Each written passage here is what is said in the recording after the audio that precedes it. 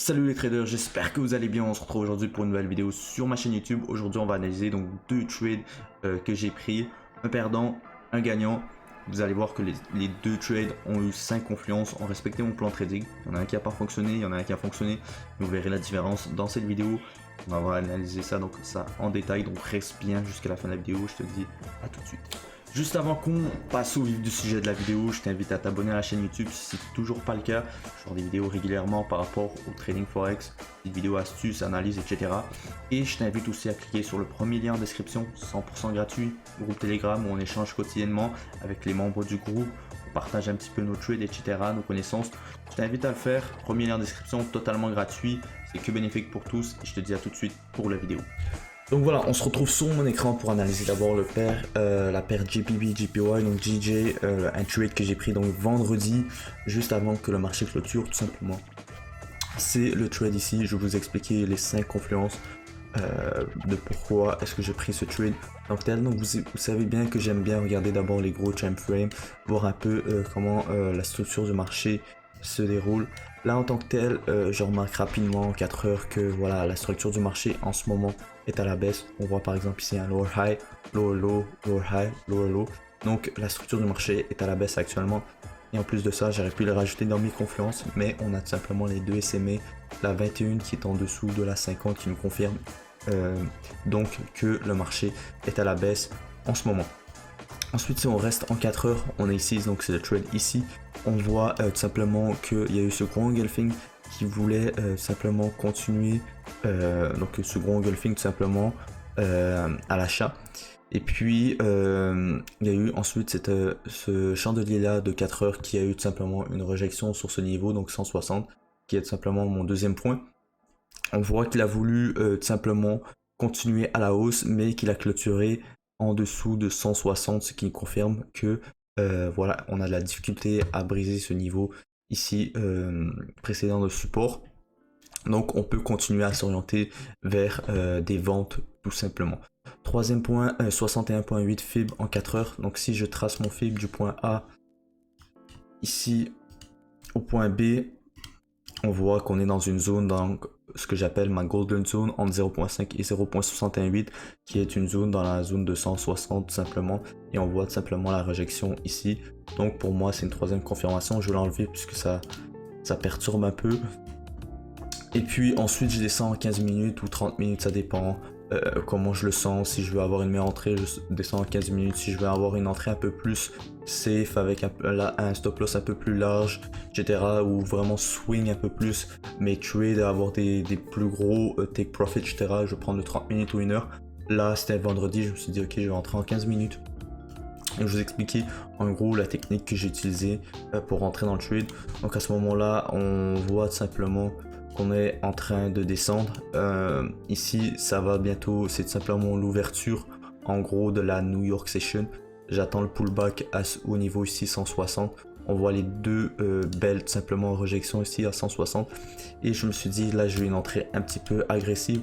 En gros pourquoi? Puisque je me suis dit une fois que ça va tout simplement, une fois que le chandelier va tout simplement se dépasser ce petit trait par rapport à ce chandelier ici, c'est que je vais rentrer dans le trade et tout simplement je vais tout simplement rentrer dans le trade et puisque pour moi c'est à ce moment là que les vendeurs commencent à rentrer pour pousser tout simplement le prix encore plus bas. C'était une entrée un peu agressive, j'aurais pu attendre par exemple que ce chandelier clôture, mais j'aurais eu par exemple un risk reward qui est pas énorme en tant que tel, donc j'ai voulu rentrer un peu plus tôt vers 159.850. Je pense que j'avais mis voilà un sell order à 159.850 et puis voilà, je suis rentré dans le trade automatiquement et j'ai décidé de clôturer pas à 159 mais dans les alentours entre 200 et 300 tout simplement pour avoir environ un ratio de 2, puisque c'était vendredi, je voulais pas laisser mon trade non plus trop longtemps et j'étais content avec les profits que j'ai fait. Donc voilà un peu le trade qui m'a permis, je pense que j'ai gagné 800 quelque chose dollars sur mon compte FTMO. Ici on a toutes donc les 5 confirmations et voilà un trade qui a été en ma faveur. Et puis voilà, on va passer maintenant au deuxième trade. Ça c'est un trade que j'ai pris ce matin qui malheureusement voilà, n'a pas fonctionné, mais je vous expliquais en gros mon idée par rapport à GN. Donc on va simplement passer en 4 heures. Je vous expliquais en gros c'est l'idée que j'avais en tête par rapport à ce trade. Donc là on voit un petit peu que la structure du marché commence à aller vers la baisse, mais pour moi je ne voulais prendre aucune position tant qu'on ne brise pas ce niveau de support 1.94 juste ici. Une fois que c'était brisé, j'aurais pu commencer à regarder un petit peu par rapport à des ventes. Là, une fois que j'ai vu ce gros engulfing qui est parti de 1.94, 935, quasiment 1.95, qui a descendu jusqu'à 1.92, 639. Donc voilà, c'est quoi 200 pips en 4 heures, énorme. On vient casser donc ce gros niveau de support.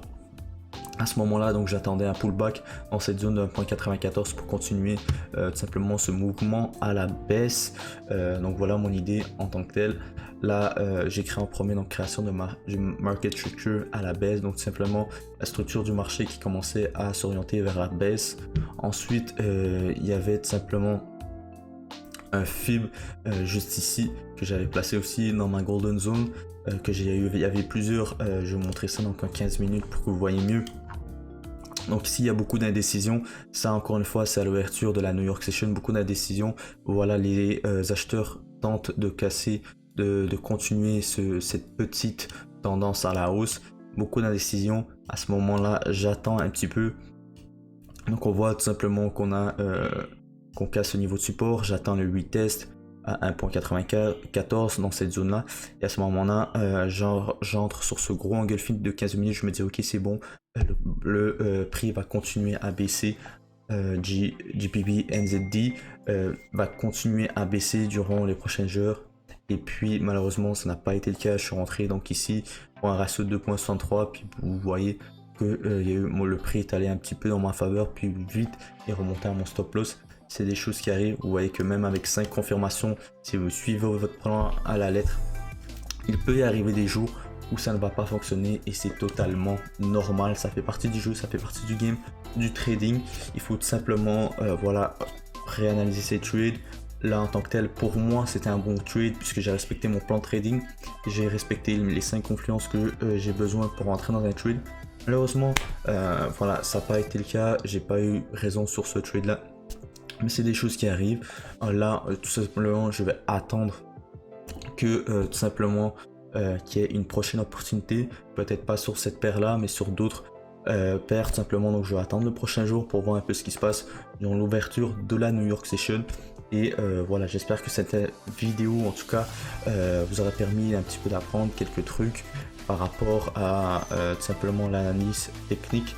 Et puis si jamais vous avez des questions, n'hésitez pas à poser en commentaire, encore une fois à rejoindre le groupe Telegram, puisque quotidiennement on échange avec les membres du groupe par rapport aux trades qu'on prend durant la semaine. Donc si ça vous intéresse, prenez lien en description, 100% gratuit, que bénéfique pour tous.